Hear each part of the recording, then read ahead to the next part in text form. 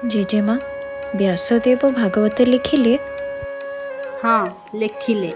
ଆଉ ଲେଖି ସାରିଲା ପରେ ସେ ଦେଖିଲେ ଭାଗବତ ଗ୍ରନ୍ଥଟି ପବିତ୍ର ଭକ୍ତିର ଆଲୋକରେ ପୂର୍ଣ୍ଣ।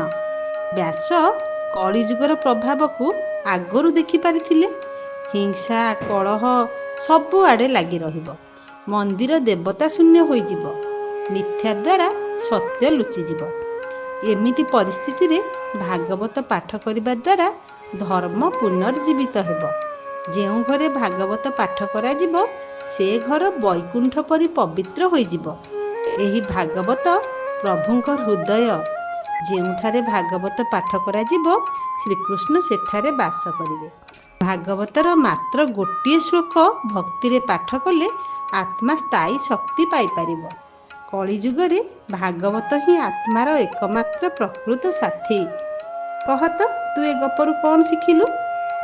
ଜେଜେମା, ମୁଁ ଏହା ଶିଖିବାକୁ ପାଇଲି ଯେ ଭାଗବତ କେବଳ ଧର୍ମଗ୍ରନ୍ଥ ନୁହେଁ, ବରଂ କଳିଯୁଗରେ ଈଶ୍ୱରଙ୍କ ଜୀବନ୍ତ ଉପସ୍ଥିତି। କୃଷ୍ଣଙ୍କ ପ୍ରତି ପ୍ରେମ ହେଉଛି ଭାଗବତର ସାର ଏବଂ ଫଳ।